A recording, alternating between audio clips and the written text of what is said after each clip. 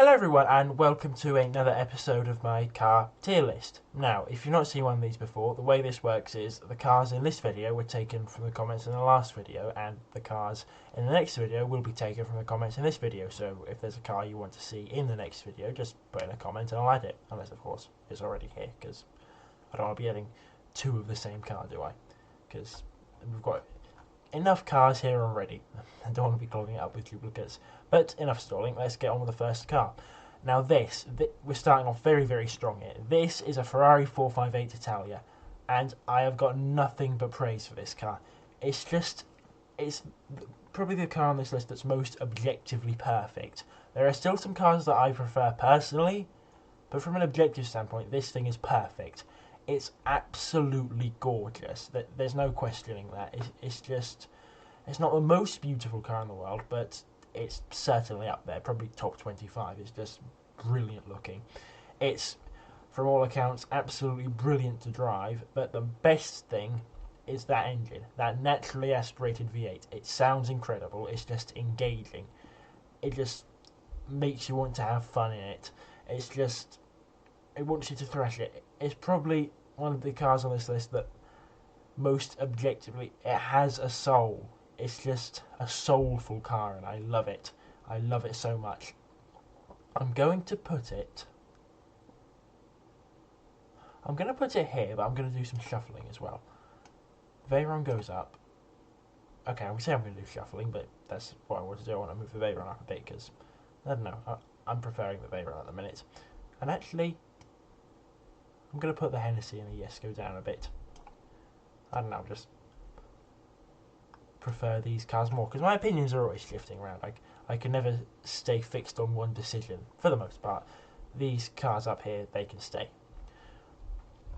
But yes, I also moved the RX-8 down because, I mean, I love the RX-8 to a fault, but when I was looking at it, I don't think I can have it above a 177 and a 918, because, I mean, just, I couldn't quite love it that much. Still love the car though, which is why it's above a bloody CCXR edition and an F1. Which is probably, I'm the only person who would ever do that, but yes. Now, this is another Russian car. It's a Gaz M20 Pobeda. Now, this is actually interesting. When it came out, it would actually be advanced and like properly equipped for all the cars at the time. It came out in the late 40s, and as you can see, it has quite a lot of American styling to it, which I think is really interesting. And in general, this is one of the few Soviet-era cars that was actually objectively good. It was just a good quality car, and as such, it obviously can't go in here. And to be completely honest, I think it does look decent.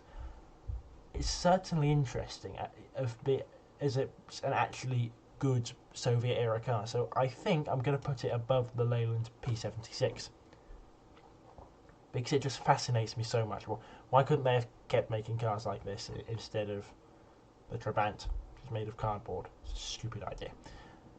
And the hideous Dacia MD-87, which I've said this before and I'll say it again. It looks like a Mitsubishi Starion that's been described down the phone to someone in their second language. It just looks awful. It's a hideous car. It's a hideous excuse for a sports car, and I think it's got less than 100 horsepower as well, so it's not particularly sporty. But rant over. Next car. Oh, maybe rant's just starting, because this is a Pontiac Transport with a space in the middle of Trans and Sport, because yes, they didn't want to confuse the van, even though it basically is a van. It's basically, I really don't like the early MPVs. I mean, there's one I do like a lot, but we'll get to that later. Because they're just trying to do something new, yes, but they just look awful, especially this. I think this is the worst offender of the bunch. Because, I mean, the original Renault Espace was kind of funky, but I can sort of excuse that as it was basically one of the first. It's often credited to be the first, but I don't think it was the first. But this is absolutely hideous, and I just don't really see that many redeeming qualities about it. It's just a very, very boring car. As such, I'm going to put it down here. going to put it in between these peels, and actually the peel trident's going to go down a bit, and this BMW i4 M thing is going to go down as well because it's electric. It's absolutely hideous. It's just very boring. Don't like it. But yes, next car. Come on, something good. This is not good. This is a Nissan Cube, and again, it's very ugly. Like the name as well. They're fully aware of what it looks like. They called it the Cube. And it's not in this photo, but if you've seen a Cube, you know it's got this weird rear window that instead of having a pillar separating the side and the rear, it's just all glass, and it's really, really odd. And it's not a particularly interesting car in any other aspects. The only interesting thing is the way it looks, and the way it looks is not very nice. So it's gonna go below average. I mean, it's not as objectively bad as a lot of these cars. So I'm just gonna put it at the bottom of not great because it is quite ugly, but not very ugly. I can excuse it a lot more than some of the other cars down here, but not to say it goes anywhere pleasant. Yes, oh come on. Right, we're nearly at the good cars. Very good cars. Now this is a S71, SMZ S71. Now this, if you've been around in the 50s or was looking at 50s motoring in general, at least in the UK, there was this whole craze for mini microcars. Think the Brutsch Mopetta or the Ace or the AC. I think it was called the AC Ace. No, that wasn't it. But there was a tiny little AC thing. You know, like AC, the company that makes Cobras, they made a tiny little thing. It was awful. But yeah, the most extreme of them was a PLP50, but there were others. Now this is Russia's attempt at it. Just as bad as all the others, but as it's come from the Soviet Union, it deserves to go in here with its contemporaries, and it's going to go nearly at the bottom, below the actually above the V16 Lada and the Trabant, because yeah, if you've not seen the last video, its V16 is made with chainsaw engines, and I admire the ingenuity. The ingenuity is brilliant, but it's a terrible car. You would not want to live with it. But yes, now this is absolutely just, for me, almost automotive perfection. I know I said that about the 458, but it's the McLaren F1 GTR Longtail, and it's in a Golf livery to make it even better. And it's a Le Mans winner. It's racing heritage. Brilliant Cosworth engine. That epic V12. Again, it'll handle brilliantly because it's a racing car. Fantastically fast. Not necessarily as fast in a straight line as the normal McLaren F1, but it's fast enough. Over 217 miles an hour. And it's absolutely gorgeous. I know I say this about a lot of cars, but this thing is just really, really pretty. It's just beautiful.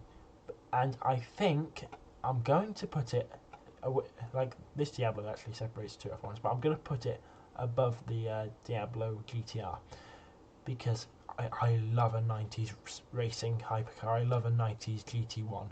And this is potentially my favourite of them all. Like, it may be trumped by the CLK GTR, but I'm not sure. But yeah, if you know me, I adore a 90s or a 2000s car. It's just my sort of tastes. It's probably because what I was growing up with like the racing games and the magazines and all the television programs.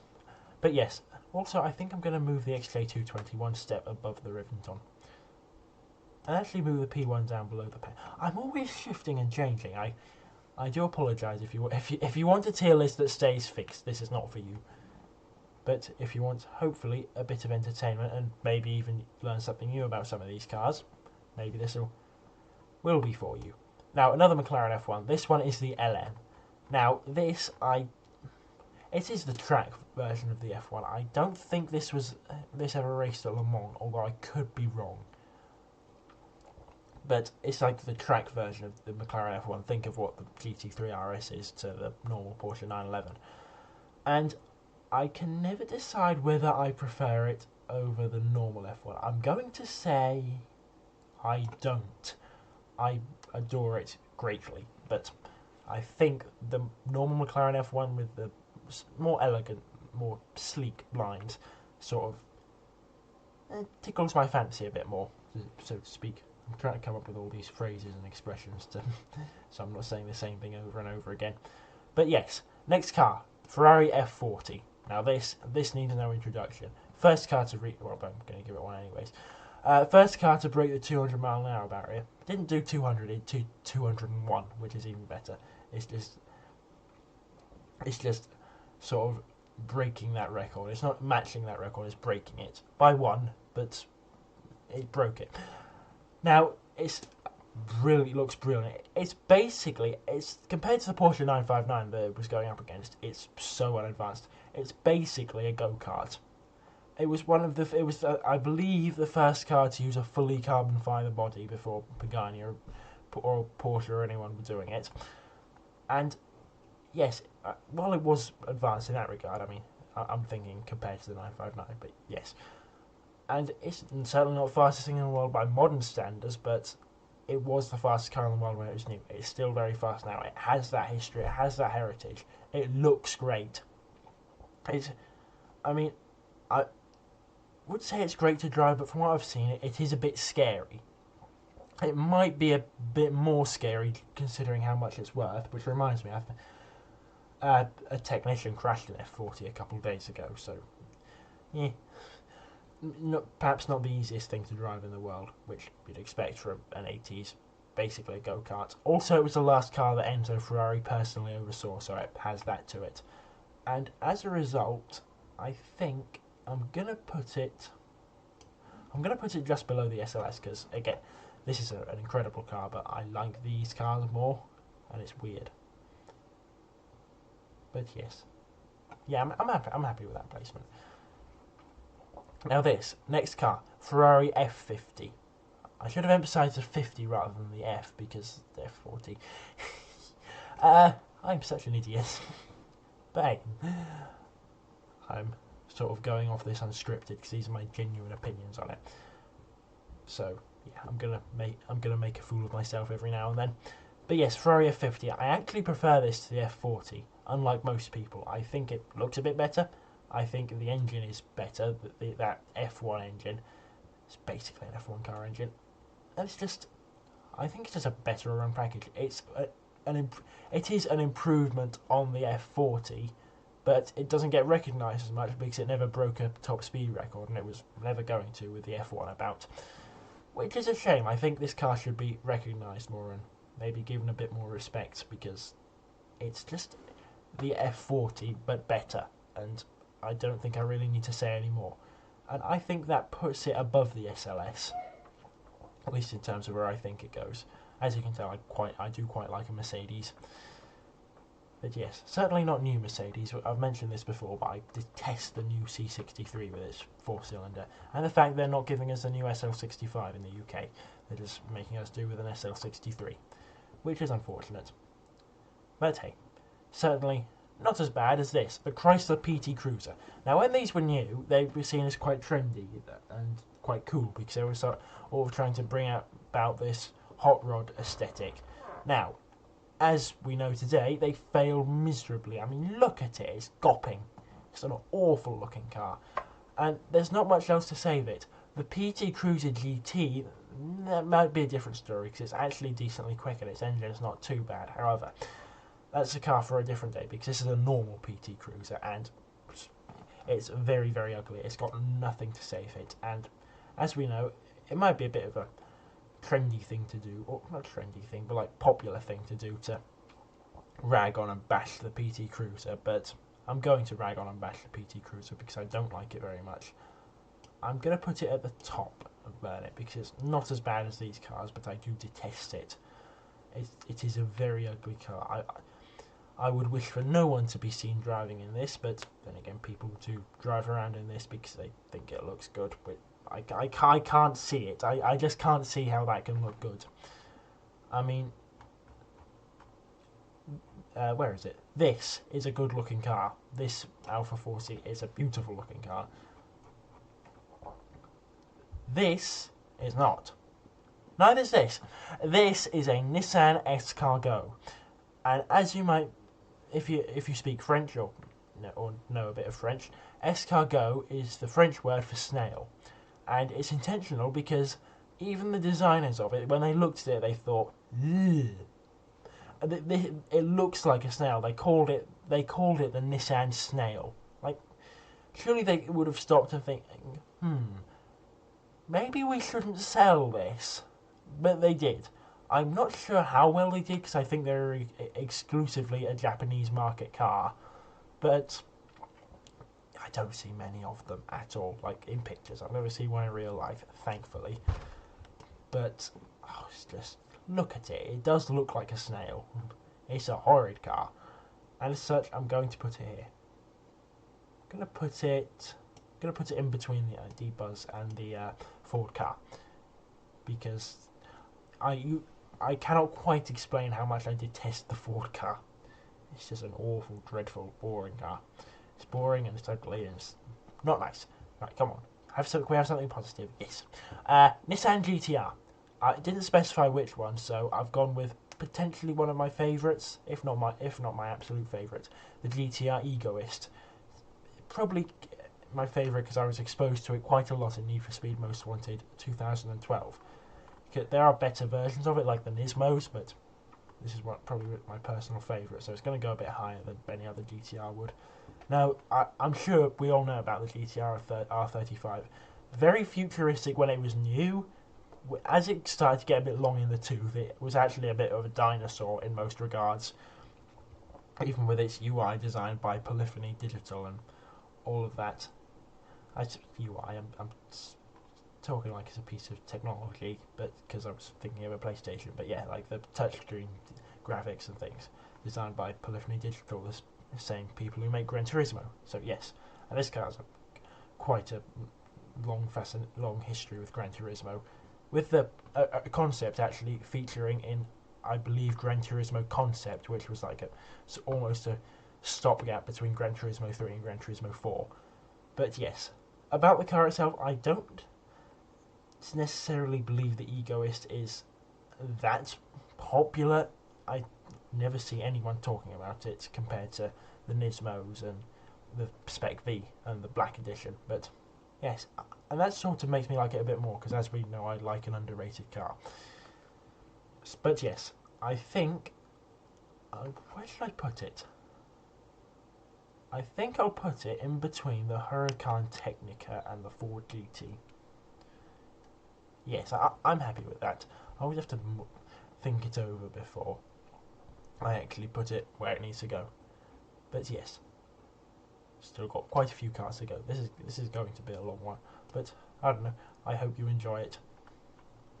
I might split this into two parts, or I might not. We'll see by the time this comes out. But yes, BMW M6. The comments specify the 2013 one, so yes, here it is. I love an M6. I think it's a very underrated car. However, I'm always at a bit of a dilemma with the M6, because for me, the ideal M6 would be with the second generation's appearance, because I think it improved. I don't mind the first generation's appearance, but I mean, some people think it's hideous, but they improved with it on the second generation. However, I would have preferred the first gen's V10 because it was unique and, I don't know, just sort of had that 2000s German luxury car like sort of feeling to it. But to be honest, either one, I sort of flip-flop between which one I prefer. I mean, without my ultimate combination of M6, but yes. And might seem a bit odd, but I love the M6 so much. And I'm going to put it in between the Navara and the Maserati MC Streamer. Probably the highest anyone will ever rank a BMW M6, but it's where I like it. Also, where were you? Gallardo, there you go. Above the SSC Tuatara with you. Like, how do you pronounce it? Like, Tuatara? I don't know. I'm good at pronouncing a great many confusing car names, but the pronunciation of this one, it still eludes me, which is regrettable. I must learn it eventually. However, oh god, Dodge Caliber. Now this car, if it was released a few years later, I think it would have done really well because it was like a very early example of this small crossover SUV trend, which I hate, but just my take on it. I think it would have done a lot better if it had released a bit later. And it is a very awful car. There's no standout features out it. They tried to sell some of these in the UK. This was when Dodge were trying to sell cars in the UK for a bit in the mid to late 2000s.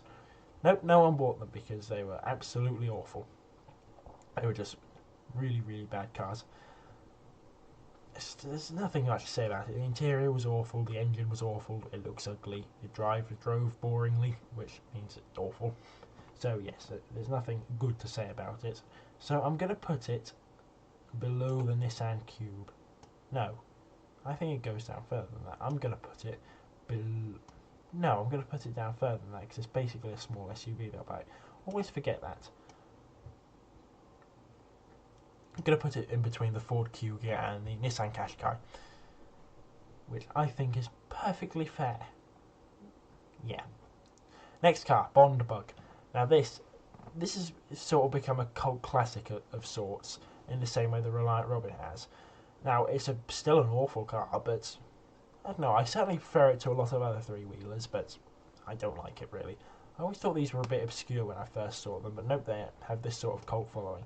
I think the cult following sort of only gained popularity like in the 2010s, but I don't know, they have a following, but not really that much of a fan of them.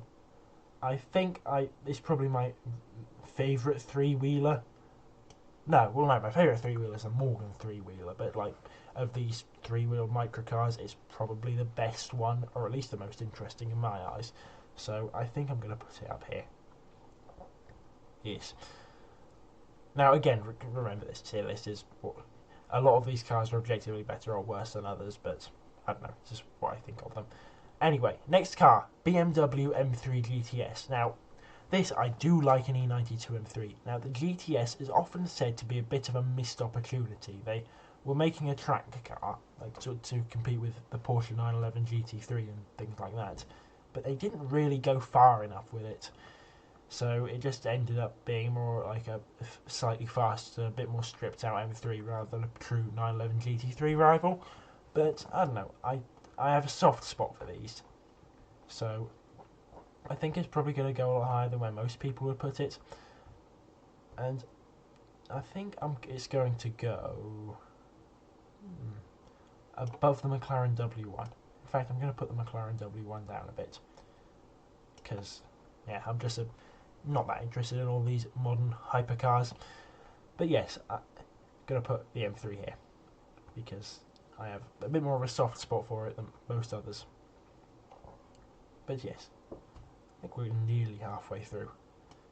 Anyway, next car, 1968 Ford Mustang Coupe. Now, the comment that said this said, well, it was actually one of my friends who suggested we should rank Dad's Mustang. But this isn't the exact one, but the model is the 68 Mustang Coupe, and I think this is like nearly peak Mustang. My favourite is the fastback, and we've actually got a fastback on here. But the coupe is still a very, very lovely car. It is when a lot of people think of Mustangs, they will probably think of this, or maybe the convertible, or maybe the fastback, just this generation of Mustang in general. And I adore it. It's just so iconic, and usually a lot of iconic cars are things like the Beetle, which I detest, and the Mini, which I like, but certainly don't aspire to own one. But yes, this original 68 Mustang is fantastic, and I think I'm gonna put it in between the Shelby Series 1 and the M3 GTS. No, I'm actually gonna put it.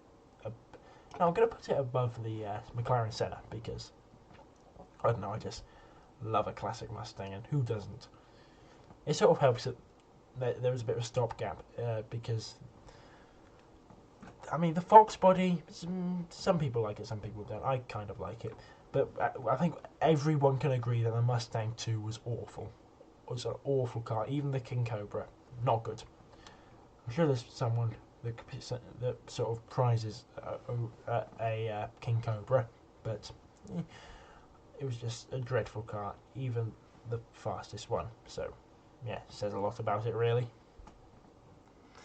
Anyway, our next car is the Cadillac 16. Now, if you've seen my video on it, you'll know that it is an absolute monster. It boasts a 13.6 litre V16 engine, which, I mean, it's a 13.6 litre V16 engine. Absolutely enormous. As you can probably guess, it's a concept car, so never made production. But this is what the ethos of a Cadillac should be. And I really, really like it for that. But, I don't know, I think it looks a bit ungainly, to be honest. So, I'm going to put it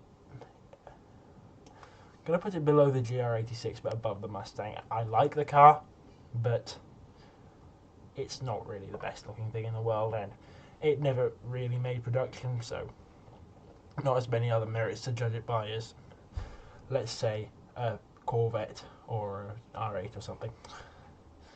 But yes. Next car, Alfa Romeo Carabo. Now, this is another concept car, but I much prefer it. It's potentially the best looking wedge, except maybe the original Countach. We'll get to that in a minute. Really lovely colour, and it just seems like, if it would have made production, a very good all-round supercar. And I just, again, as a concept, one of the biggest things I could really judge about it compared to all these other cars is the way it looks, and it looks brilliant, absolutely brilliant. So I'm going to put it in between the GTA Spano from 2016 and the M5 Touring, because there's no specific reason actually. This time is just where I think it should be. So yes. Anyway, our next car, we have the Koenigsegg CCXR Trevita, which means we've completed our trifecta of CCXRs. Now this, unlike the other CCXRs, is not black. It's made with white carbon fibre, which I believe is the only car to do so, which makes it very, very unique. I mean, white carbon fibre must be a very hard process to create if this is the only car. And it is presumably very, very expensive. I prefer it to the CCXR, but not the CCXR edition. The question is, though, where do I put it in between the two? I think I'll put it above the Bugatti Bolide, but below the F1s, because, I mean, it's a good-looking car, but I think the others, they look a bit better. And yes, I don't know, I just have a soft spot for the CCXR edition, which I think is the best of the three. These are all fantastic cars, however, and the white carbon fibre is just so unique. It's just really quite brilliant. So yes, love the CCXR Trevita. Now this is the original Countach, the LP500. I mean, it's not the specific original prototype, because there aren't really many pictures of that, because it was destroyed during a crash test, unfortunately, because Lamborghini didn't really have a museum at that point. They were just focused on building cars, so they never thought to preserve it. So yes, Lamborghini Countach LP500. Now this, for me, is objectively the best Countach. But then I say that, and then I prefer the LP5000, like the one with the daft wing on the back. But I think this looks right. The good news is I've not got the LP5000S on here yet, so I don't have to decide between the two. Just judging this on its own, this is the ultimate wedge. It's perfect, absolutely perfect. I mean, it is for most the definitive Lamborghini. So yes, and it's just I wouldn't say it started Lamborghini's crazy side, but it sort of did. Let's be honest. The name is actually, in the Piedmontese dialect, actually profane. It's what you might say when you were surprised by something, which, I mean, that just sort of starts Lamborghini's crazy side. And the early cars, they actually had a periscope in them, because they were that hard to see out of. When you wanted to reverse into a parking bay, you simply put up your periscope so you could see. I mean, it's an early but primitive version of a reversing camera almost. So yes, this definitely started Lamborghini's crazy side, and I'm going to put it. Well, yeah, it deserves to go above the Countach LPI. I'm going to put it. Well, I'm going to put one step below the Gallardo Superleggera. I think that's fair.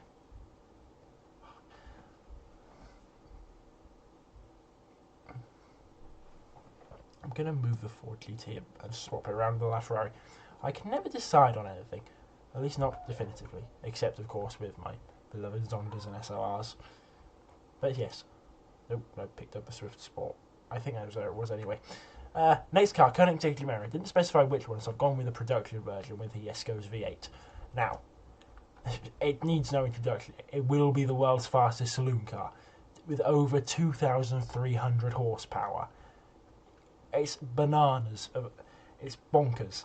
And look, it's got those bilateral dihedral door things that Koenigsegg do, and it doesn't have them. It's not a 4-door, it is a 2-door, but it just has these massive doors. It's just a mad car, and I love that. I love crazy cars like this, and I think I'm going to put it up here somewhere. So I love it. I think I'm going to put it above the Bugatti Veyron and below the 458. Because it's just absolutely bonkers. Now, the concept, it had a over 2,000 horsepower 4-cylinder hybrid, which I think is actually more interesting than the more powerful V8. But I think the V8 would be better. But unfortunately, for the production version, they shelved the 4-cylinder because when they gave the V8 as an option, everyone changed their preferences to the V8. Everyone switched from the 4-cylinder to the V8. So, unfortunately, 4-cylinder won't see the light of day, at least in the Gemera. Koenigsegg, knowing Koenigsegg, they're probably going to put it in something else. Watch them put it in a hatchback. Actually, Koenigsegg, please do that. Please make a 2,000 horsepower hatchback. That would be brilliant. I would love that. It'd be an absolute death trap no matter what you did to it, but I'd love it. Next car, Pagani Huayra. But this is the Pacifico Oceano one. I might add different specs of Huayra if they're different enough, but this one, at the moment, it will be a definitive Huayra, the Oceano Pacifico. And what a spec. That blue and white is absolutely phenomenal. But I think I still prefer the BC to it, but it goes with the BC because it's a Pagani Huayra. I love a Pagani. As you can tell, they are my favourite car company, so they can do no wrong. I mean, even the Utopia, which is a bit contentious, is probably in my top 10. I prefer the Huayra and the Zonda, but yeah, the Utopia is absolutely gorgeous, and I will defend it to the ends of the earth because it just is like the Utopia. I know I'm not ranking the Utopia, but it sort of combines Pagani's elegance with an almost steampunk sort of design. I mean, sort of the interiors, like especially the gear levers in the Huayra and the Zonda, almost had that idea, but I think the Utopia sort of builds upon that. But yes, our Reliance Regal, another one of these British three-wheelers. It evolved into the Reliance Supervan, which I guess is something interesting, but yeah. Not a good car. It's probably worse than the Supervan. So I'm going to put it... I mean, it's actually manages to be uglier than these two bubble cars. So I'm going to put it below those. It might be the photo I chose, but I don't know. It's just the most dreary 50s British car you can imagine. Because a lot of pictures of Britain in the 50s, they looked really dreary. And this car is just... Ooh. But yes... I mean, I'm not one to speak, I wasn't around then. But, yeah, just from looking at pictures, because I can't time travel. And it's probably not a good idea, even if I could. Anyway, next car, we've got 3 Corvettes. This one, the C6, the Z06. Now, I've got the normal C6 Corvette over here. But the Z06, obviously, I prefer it, it's better. So it's just an improvement on the C6 in every way. So I think... as a result, I'm going to put it above the M5 Touring. Now, the C6 ZR1 is an improvement upon that, and like these were some of the first. I mean, the C5 sort of started it, but these sort of reinforced the fact that an American front-engine V8 muscle car almost could be a proper supercar and could handle well and could compete with Europe's finest, like the Porsche 911. And the ZR1 is just the ultimate C6, and I love a C6. So I'm actually going to put it. I'm going to put it below the DBS, but above the Bugatti Tourbillon, because I do love a C6. It's my favourite generation of Corvette. I don't love Corvettes as much as some other people, and it's probably due to being more familiar with European cars than the US ones. I mean, you do see a few Corvettes. Corvettes are fairly regularly imported for an American car, certainly more so than a Bronco or even a Camaro. which is presumably because people who can afford Corvettes can afford the money to import them in the first place. So yes, I think you could actually buy the C5 Corvette in Britain new, which I maybe you could have got the C7 new, at least the Stingray, but I don't think you could get the C6, and I know you can't get the C8 new. You have to import it first. But this is the C6R, and I love a GT1 car. I love the GT1 regulations, and this is probably the most successful GT1 car of them all. It certainly had competition from the likes of the Aston Martin DBR9 and the Maserati MC12 GT1, or Maserati MC12 Corsa, I mean. But yeah, this was one of the most successful, if not the most successful, racing cars in history. I mean, okay, not the most successful, but yeah, this is one of the most successful racing cars in history, and it looks brilliant. I love a GT1 car. Now, I think, I mean, it's sort of in the similar boat to the M3 GTR. Again, that specified the M3 GTR specified the one in Most Wanted, so I got the one in Most Wanted. That's why the picture's not particularly high quality. But I'm getting off track. I think you're going higher than that. You're going.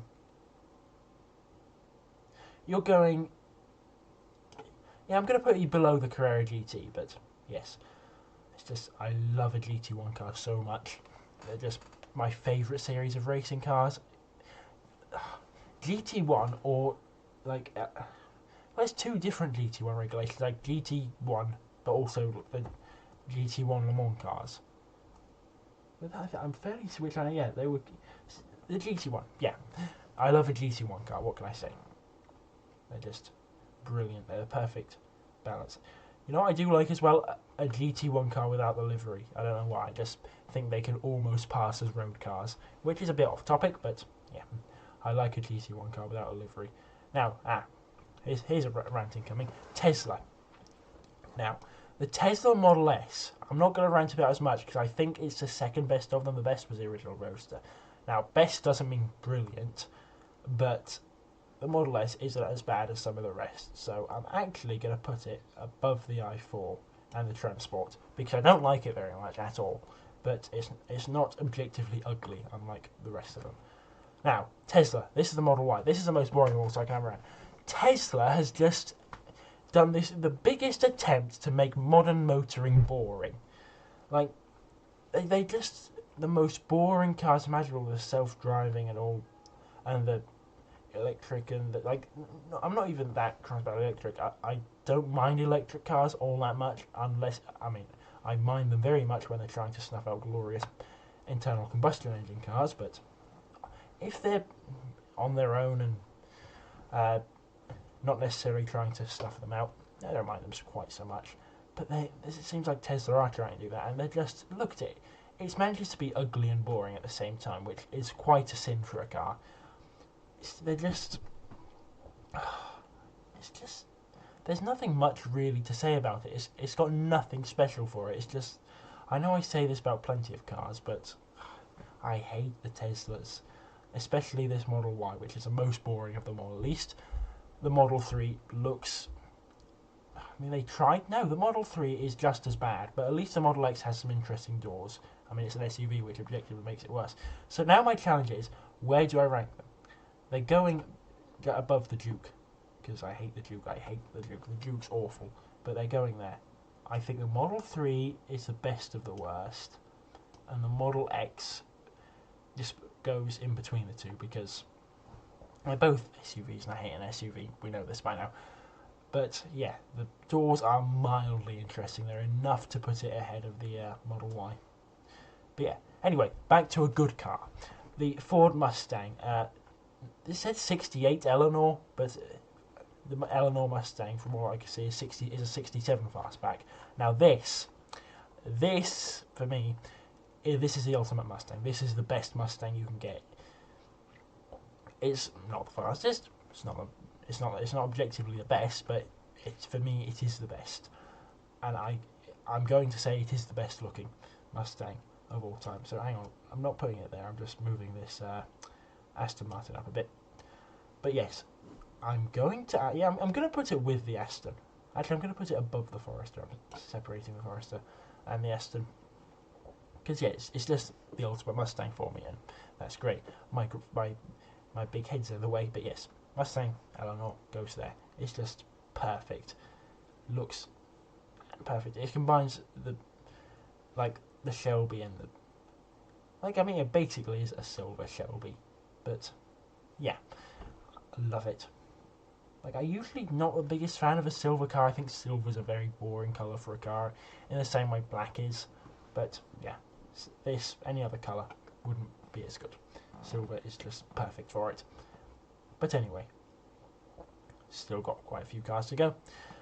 Next car, Toyota Caldina GT4. Now, I'd heard of this car before, especially when playing Gran Turismo, but I really just glossed over it because I just assumed it to be a slightly tuned up version of an MPV, which is just average. However, the comment that specified it encouraged me to look it up some more, so I did, and I found that it's basically a Toyota Celica GT4, but an MPV, and that's really cool. I love it. It's unique and interesting, and it's really quite brilliant. It's not a bad looking thing either now I'm looking at it, especially for an MPV. And just the idea of turning a Celica into an MPV, it's got the four-wheel drivetrain, it's got the engine. It's just a really, really cool, interesting idea. And some people might think I'm putting it a bit high, but no, I'm putting it here. I'm putting it just above the GI Yaris because I prefer it to the GI Yaris because the GI Yaris is a great car, but the Caldina is just more unique, and I love it. There's nothing else really like it because there was sort of this trend of making fast MPVs in the 2000s, but I think this is the best executed of them and the most unique because the rest of them didn't really have four-wheel drive. So yes. Also the Amira, I think I put that a bit low. I'm gonna put it above the Focus RS. Also, I'm gonna move the Ducar down a bit. This is a Ducar, don't worry. I still think it's hideous, but it's very interesting because of the GTR platform. So yes, my opinion of the Duke and the Ducar, very, very different. Now, Lamborghini Egoista. This, to me, is a cross between a fighter jet and a fork, because it looks like a fork, but it's okay. Yeah. There's no glossing over it. It is an ugly car, and it's a concept car. It never made production, so what it basically is an Aventador, at least in terms of what Lamborghini claim for the statistics. And I'm not the biggest fan of it, I'll be entirely honest. I'm gonna put it just above the Temerario because I don't know. It certainly screams Lamborghini crazy, and yes, I kind of like that, but I think the Veneno is a better execution of Lamborghini crazy than this. I just think it takes it too far, if you know what I mean, because yeah, I just don't think it's all that great. I don't think it's what it's all cracked up to be honest. So yes. Anyway, on to our next car. Now, this is going to end up being quite a long one, isn't it? It's probably going to be at least an hour, but hopefully you can stick around and watch me rant. But yes, next car, which is the Rimac Nevera R. Now the comment said Rimac Nevera, but I already have Nevera here, so I thought I'd just grab the R. Now, in terms of general appearance, I still prefer the Nevera, but I assume this will probably surpass it in every single way. However, it's not out yet, so I can't really say for sure. So until then, I'm going to put it a few stages below. It's very much subject to moving up a bit, and it probably will when more information about it comes out. But at the moment, I'm going to leave it here because, again, it's not out yet. Can't really say for sure how it will be. Probably very, very good at least. But yes, our next car, Chevrolet Equinox. It's just another boring SUV. There's not really that much to say about it. It's a US market car, so we never got it over here in the UK. But yeah, still not really a very good car. You can go above the Cougar. Next car, Nissan Rogue. Now okay, it's a pretty boring car, so I'm going to put it here. No, here. But at least something mildly interesting about it. This generation Nissan Rogue in the UK is the X-Trail, but the X-Trail was a different car before then, They just merged the Rogue and the X-Trail into one for this same generation. So yeah, that variant this generation of the Rogue is the X-Trail in the UK and vice versa. Don't know about the New York ones, but again, I don't really follow them that closely, so wouldn't really know all that much about it. Next car, Porsche 911 GT3 RS. Comment didn't specify which one, so I've gone with the 991.2 generation, which is arguably my favourite. It just feels like it's the best one. I mean, the 992 is probably technically better, but I like the 991.2. I just think it looks the best. I think it drives brilliantly. I think it sounds great. I think it's just all around the best one. And this, I like the green on it, but the best spec for me is a purple, like similar sort of colour to this actually, but with like gold wheels, like not the like the right sort of gold wheels. Like I'm trying to find a car that's got the right colour, but I can't spot one for now. Actually, yeah, like the colour on this Navara it's a bit like that. But yes, this is a really good car, and I'm gonna put it one step below the Gallardo Superleggera because I still think I prefer the GT2 RS, and I prefer the Gallardo Superleggera to the GT3 RS. But this incredible car, it's absolutely brilliant. I love it. I love it so much. But yes, next car. It's taking a long time to scroll down now. Koenigsegg Agera R. Now, I'm always wondering, I definitely prefer the Agera to the Agera R. I think it suits the sleeker look of it, but I mean, this is a fantastic car. So, I think the Agera trumps the Agera R in that respect, but I mean, again, should in theory be a better car, but I don't know, I just prefer the Agera. But I actually prefer these to the Agera. I don't know why. I just really don't like the Agera R as much as some of these other cars. I can't really explain why. I just don't. I mean, I still love it dearly. It's an absolutely incredible car. Looks brilliant. Brilliant engine. Drives great. It's mind-bogglingly fast, but just not as good as some of these other cars. And unfortunately, that leads it to be knocked down a few pegs. Our next car is also a Koenigsegg, the CC8S, the first production Koenigsegg, because it went CC8S, then CC8, then CCR, then CCX, and then its derivatives, and then the Ageras and so on. So yes, I think as a starting point, again, this is a starting point. Koenigsegg is a completely new company. As a starting point, it's absolutely brilliant. And to be honest, I prefer it to the Agera. I think they just look better. I mean, again, it's not as fast. It's not as refined as the Agera, but I don't know. I just prefer it because I don't know. It just fits that sort of boat of 90s and 2000s cars that I have this weird attraction to. And I think I'm going to put it in between the two Bugattis. I think that's a good spot to put it. I know it seems weird. Again, I prefer the CC Koenigsegg's. I've got no idea why. Including the CC850, I love that thing. It's like one of the new Koenigsegg's that I like more than a lot of the older Koenigsegg's. I was going to say one of the new Koenigsegg's that I like, but that's completely false. Now this is brilliant. This is the Renault Espace F1. What it is they just Renault to celebrate the 15th anniversary of either the 15th or the 10th. I think it was the 10th. Anniversary of the Espace, they decided to take one, and with Williams, they stuck a V10 Formula One engine in it. It's not similar to an F1 engine like the F50. It is just a pure V10 F1 engine, and it's absolutely brilliant. I love it so much. It is the most bonkers car I can imagine. There's plenty of more mad cars like the Chimera. Other mad cars, but I think the Espace is just a maddest of them all. As it's got an F1 V10 engine, it sounds absolutely glorious. It's brilliant to drive. It's very, very fast. It's unique, and you know, most of all, this Espace can still seat 4 people. It's got four bucket seats in it, and I love this thing so much. In fact, I love it so much more than a lot of these hypercars. I'm going to put it between the Reventon and the P1. It's just so mad. It's so unique. it's not the best looking thing in the world, but it's like it is the greatest MPV on earth, and it still is sort of an MPV. It is, yeah, it's a multi-purpose vehicle.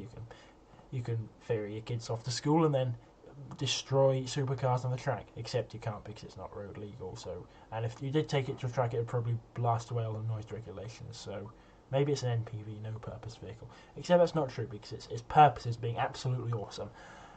It doesn't go anywhere anymore because it's currently in the Matra Museum. So unfortunately, it's probably not going to turn a wheel in anger ever again. But we can only hope.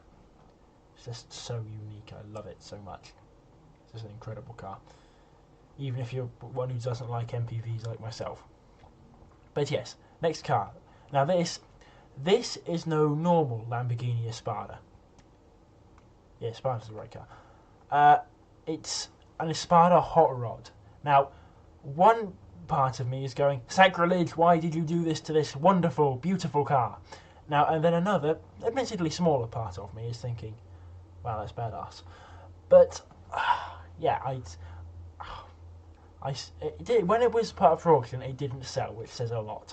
And I mean, yeah, they chopped up an old Espada, and it's a cool product, but they chopped up an old Espada. And, yeah. But I think, just the idea alone, I'm going to put it above the Frog Eye Sprite. The normal Espada would go a lot higher, because I think that's a gorgeous car, no matter what anyone says. I see loads of people saying it's like a worse Lamborghini, but you must be forgetting that the LM002 and the Urus exist. I'm going to give the LM002 a pass, though, because it's ugly and slow, but it's like a V12 engine Lamborghini Jeep, and that's brilliant and unique. So, yeah, I mean, the worst Lamborghini is the Urus. I think we can all agree upon that, surely. It's just a distasteful car. That's all I can really say about it. Anyway, next car, Ford Taurus Police Interceptor. Now, the comment that mentioned this also asked for the Lenco Bearcat, which is like a big armoured SWAT van thing. However, I'm not adding that on the basis that it goes a bit too close to a truck, because I don't want any trucks or bikes on this. I mean, I've probably already broken my rule by adding this, but I don't know, my restrictions were a bit less, or a bit more lax back then, but now no bikes, no trucks. So I think the Bearcat goes a bit too far over to the truck side of things. Now for the Taurus, I think I can never decide whether I prefer it or the Crown Vic. I mean, I'll have to because I've got a Crown Vic coming up later, but I don't know.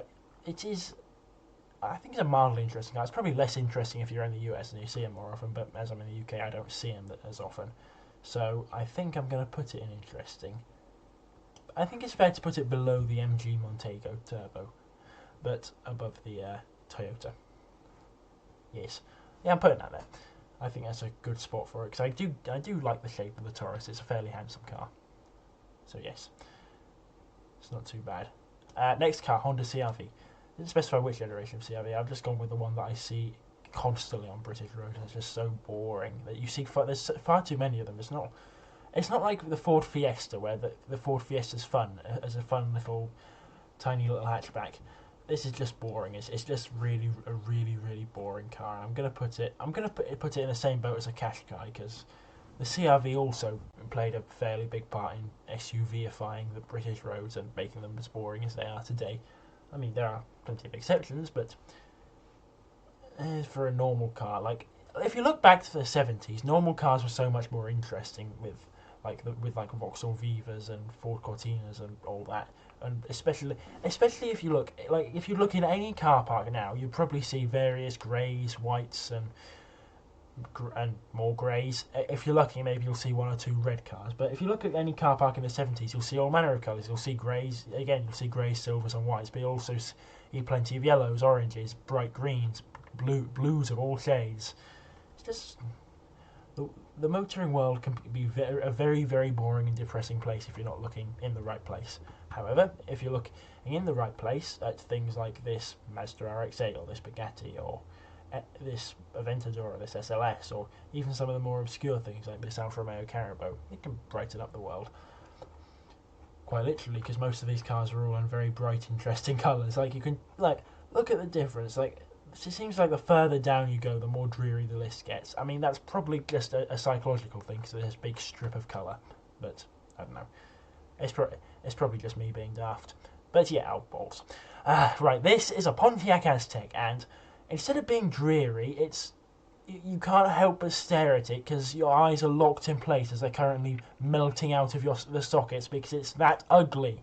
The Aztec is so hideous. I mean, I'm going to put it just above the Duke, but I would imagine if I was in the US and saw more Aztecs than Dukes, it'd be the other way around. These are completely interchangeable. They've got the same bug-eyed face. They've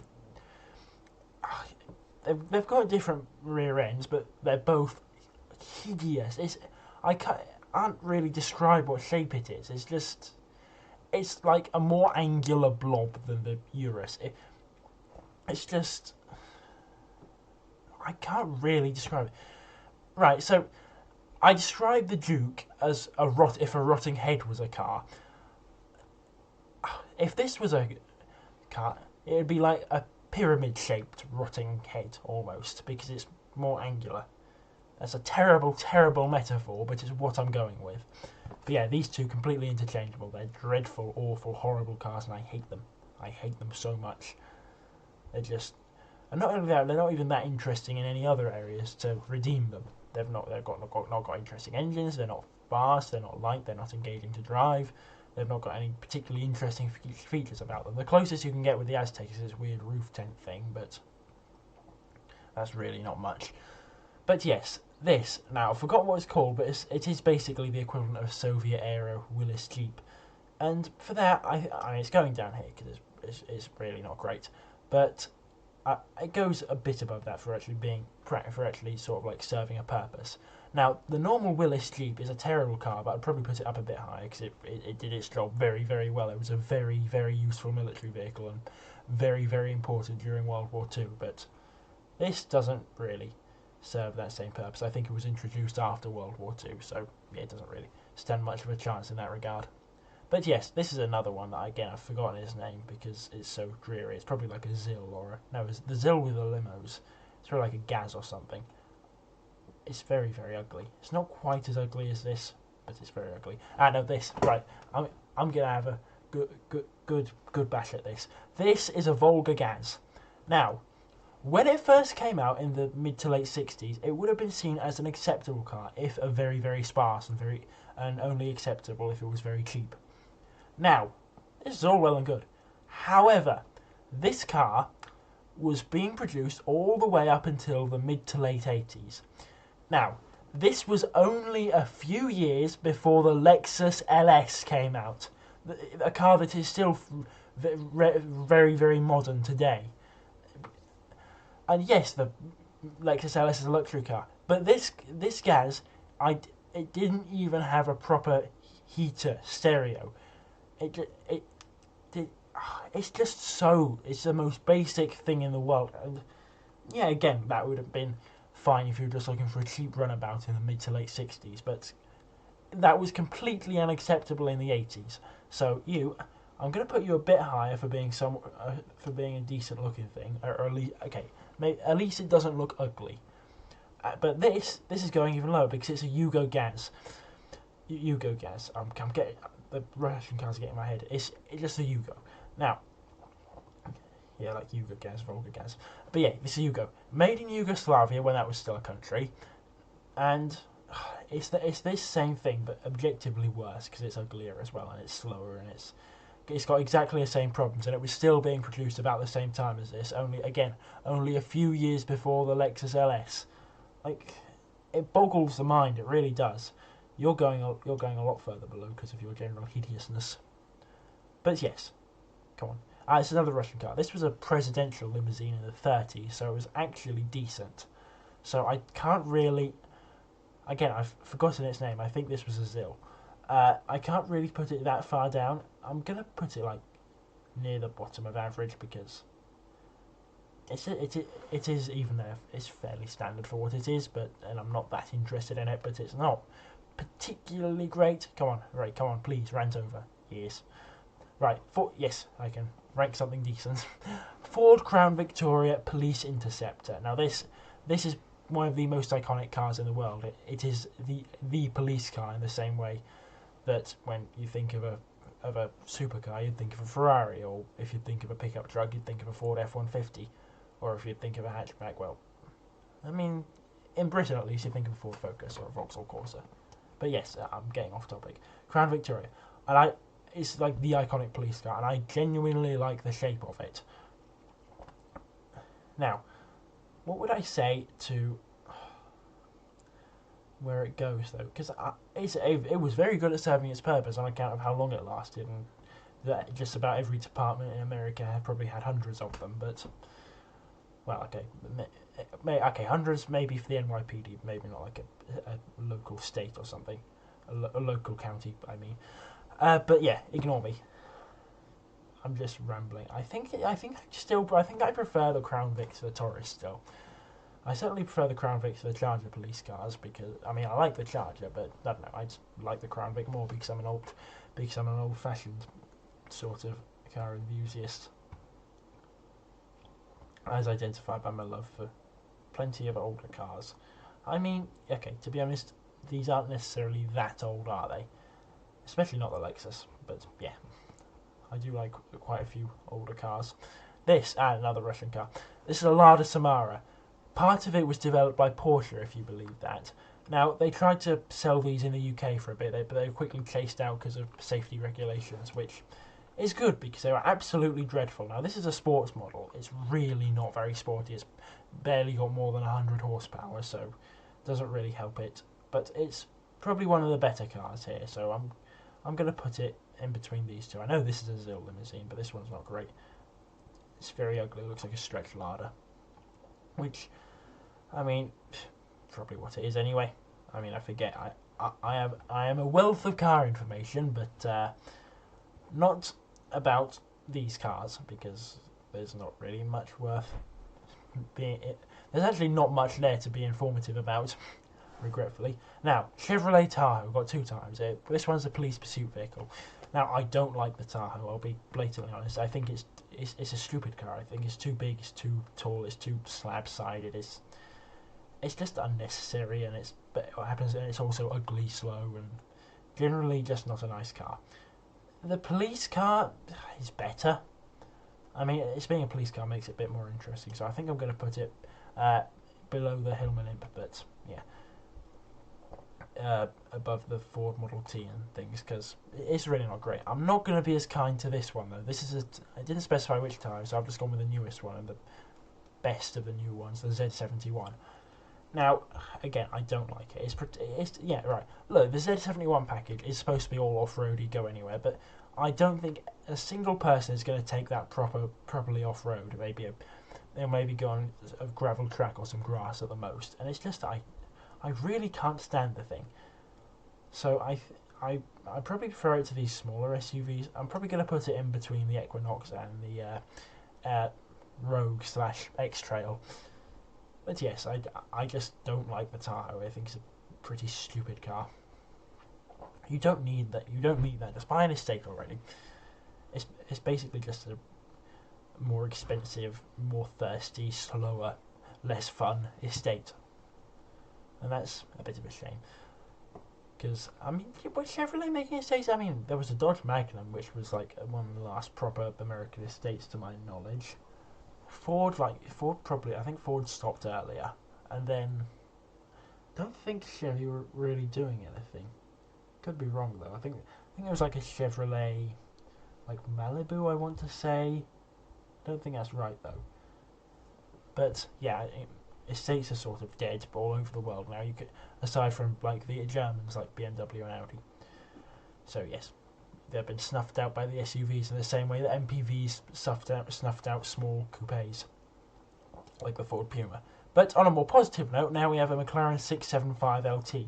Now, I've always preferred the 12C, but I can't deny that this is a really quite capable car. And this 650S and 675 LT have grown on me quite a bit in the past few months. So I think I'm actually going to put it above the Ford GT and below the Gumper.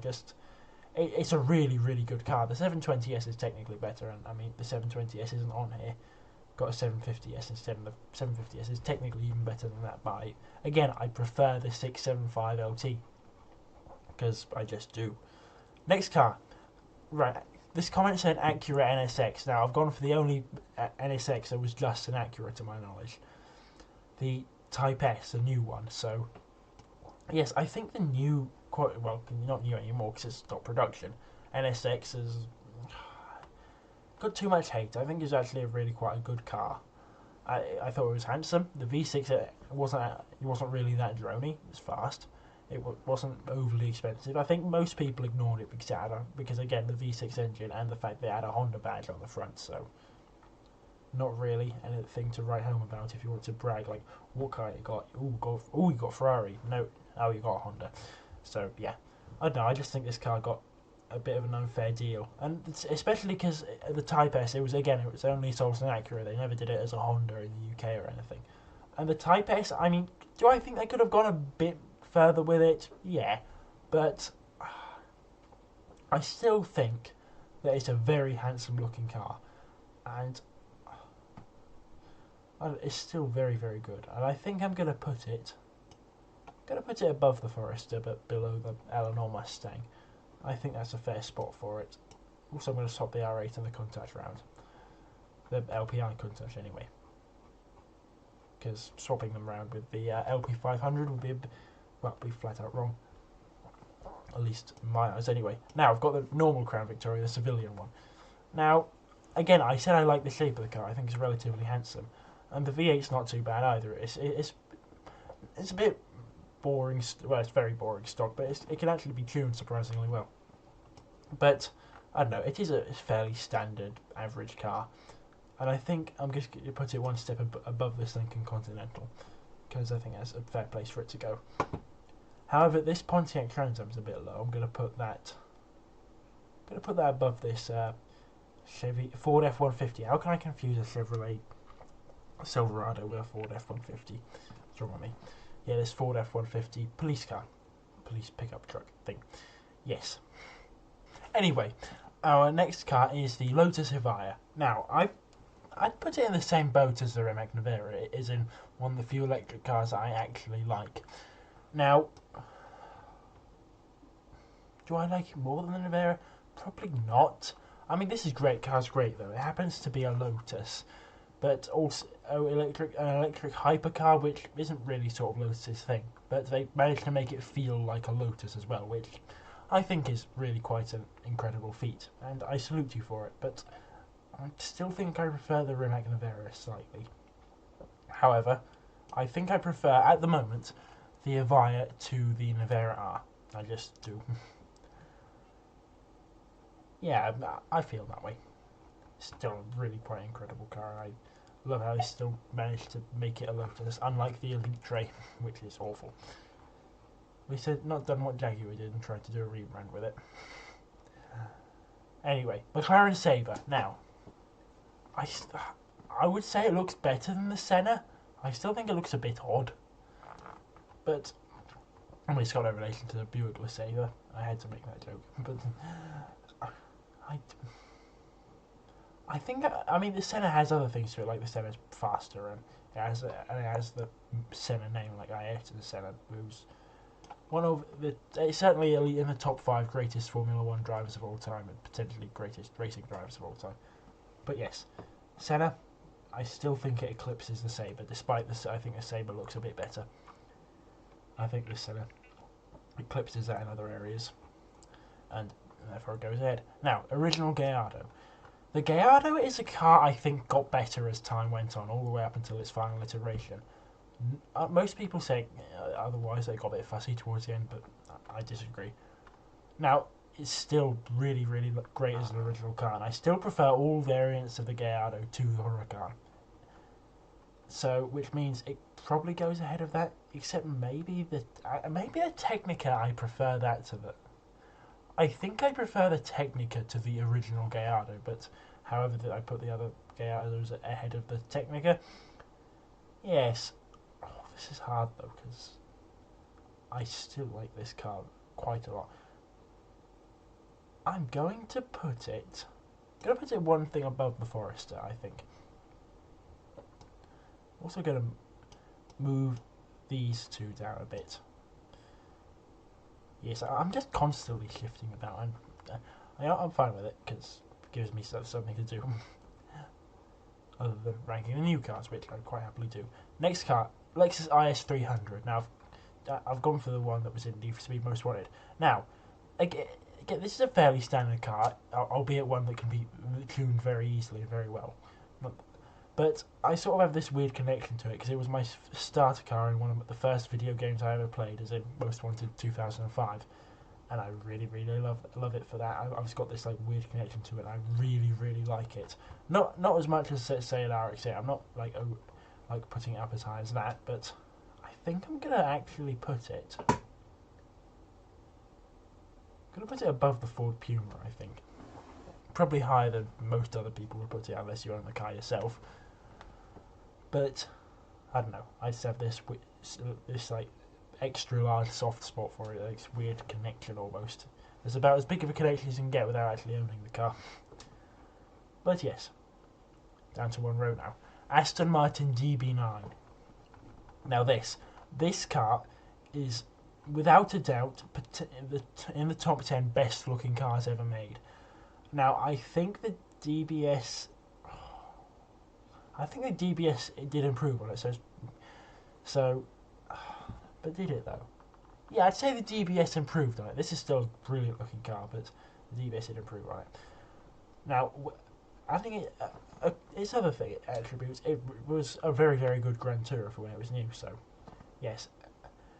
But where do I put it though? Because it is an absolutely brilliant looking car. I think I'm going to put the DB9 in between the Revuelto and the V8 Vantage, because I think the Vantage actually looks better. So, top 10. Yes. I'm just trying to think like top 10 most beautiful cars, where does it stand then? But yes, love these so much. I do see them every now and then because they're not the rarest things in the world, which is, it's always quite a treat to see one because again, they are very, very pretty cars. This, however, is nice, very boring. It's a Lexus GX, and again, it's a Lexus which puts a few points in its favour because I do like a Lexus, but I do. We all know I can't stand an SUV.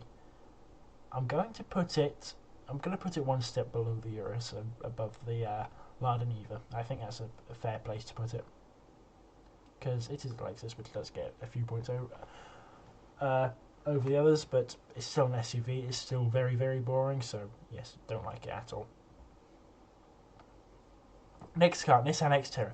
This isn't a particularly interesting car. However, the sort of Nissan's bad decisions behind it, it is mildly interesting. Now this, they brought it out before, and then they cancelled it, like shortly before the 4Runner would sort of take this more off-roading SUV, at least in the US, like more off-roading but also like usable SUV craze, and just destroy everyone else in terms of sales. And then so Nissan brought this car out just before that craze, and then cancelled it, and then the 4Runner ate up all its sales, and now Nissan's just bleeding money. So yeah, this car was like one bad business decision after another, so not really got the greatest name attached to it, and it's not a very good car either, at least from what I've seen. I mean, it attempts to be a decent off-roader, so I think I can put it a bit higher than some of these other cars. In fact, I'm actually gonna put it, I'm gonna put it up in average, because at least it tries to do some off-roading. I'm gonna put it between the Lucid and the Dacia Jogger, which is still a stupid name, but I don't know. It is what it is. I'm sure I can't really name cars very well. If I come up with new names of cars, I can. If you give me any random car, I could probably name it. Probably. I'm sure there's a couple of obscure things that I can't, but I'm getting off topic. Viper SRT10. Now, I'm always deciding whether or not I prefer this or the SRT Viper, and I think I prefer the SRT10, but only slightly. It's a slight difference, but a difference nonetheless. And I mean, I love the Vipers because they're like analog raw supercars. They're like especially the original one, because the original one, it had nothing, like it had nothing in terms of like creature comforts, any safety features or anything. It was just you and that massive V10. I mean, the original Viper wasn't a particularly fast car in terms of supercars, but it was like the raw experience, and that made it different. And the later ones, while they toned that down a bit, they did sort of. It's like they slowly toned it down more and more, but it was still a fairly raw supercar compared to its contemporaries. But yes, our next car is the Jaguar XKR, which, I mean, this thing is a brilliant looking car. Not as good as a DB9, but it's a brilliant looking car. And again, it's what a Jaguar should be. Supercharged V8 up front, gorgeous body clothing it, and decent handling and a nice luxurious interior to match. So I think that this, I'm gonna put it in between the. Actually, no, I'm gonna put it below the 12 cylindry, but above the McLaren W1 because, yes, I mean there's not much reasoning to it. I just think it's good there because I like this X-Car a lot. I have a sweet spot for Jags. Maybe not the new Rolls-Royce Spectre with an air conditioner on the back, but like proper Jags. But yes, this car, Lamborghini 350 GT. First Lamborghini, and it was when Lamborghini were more intent on making beautiful cars rather than mad cars. And this is a beautiful, beautiful car. It's just lovely and curvy, and I usually don't like a white car, but in this case, white, I think it serves to make the car look better. I'm going to put it here, below the, you know what, I'm moving this Aston Martin and this 350 GT up you know, no, I'm putting the 350 GT there, yeah. Yes, I'm happy with that. Oh, my face is in the way again. But yes, I think it goes there because it's just a really, really great looking car. It's not as refined as later Lamborghinis, like even the Miura and the 400 GT, but it's just such a good looking thing. And again, a lot of classics aren't refined by today's standards, so can't really hold that against it. And again, did I mention that it looks good? Yes. Next car, Venturi 400 GT. Now, I love Venturi. They were this French car company, and in the 90s they had the Atlantique and the 400 GT, which 400 GT was more like the Swan Song, but they were this company that they were like sort of an equivalent to Pagani and Koenigsegg, because then they tried to break through into the exotic car market in the 90s, and they were so close to succeeding, but victory just slipped out of their grasp and they went bust. And that's a real shame because, I'll be entirely honest, the 400 GT is potentially like at least in the top 10 best cars of all time. I think it looks brilliant and I love the story behind it. And again, being sort of a niche company, it's probably not as refined or even as generally as good as its competitors or even a lot of earlier or later cars, but I just love this thing to a fault. It's just an incredible, incredible piece of history, really. Like, Venturi was so close to succeeding, but they didn't. They left behind like 250 of these. I think they made more Atlantiques, but this is just brilliant. It almost looks like a Lotus Esprit V8 crossed with a Ferrari F40 crossed with a, I don't know, a Venturi 400 DT. I just love this thing. I want to use a different word, but I don't know. I can't really think of one. It's just a really, really brilliant car. It's a very special car as well. Probably never see one because again they only made 250 of them. So yes. Anyway, next car, Lamborghini, and last car actually, Lamborghini Estoque. Now it was the car they should have made instead of the Urus. It was such a missed opportunity. It could have been brilliant. It could have. I mean, yeah, the Urus brought the company lots of money, but I mean, it's Lamborghini. They're owned by VW. They have VW money. They can make what they like and just have fun with it. You'd think, but then again, the last thing we want is Lamborghini to close down. And if they'd have made the Estoque and then closed down, I could maybe forgive them not making it. But we'll never know because they never made it. And whilst I think the concept is proportionate and it maybe need a bit of shifting about, it's so much better than the Urus. And a Lamborghini saloon car is just really, really brilliant. Like, it's almost childish in a weird way, but it's such a cool idea. Especially if they'd have put the Aventador's V12 in it, that would have been brilliant. But I mean, I can't rate it too highly as it is a concept, but as it is, I think I'm going to put it above the 911 GTS and below the Jensen Interceptor. But yes, I think that's all of these cars ranked. So yes, hopefully you enjoyed this and sat with me through it. And if you'd like to see a car in the next video, just put a comment on this video. And yes, have a great day or night or evening or wherever you are, and I'll see you next time. Goodbye.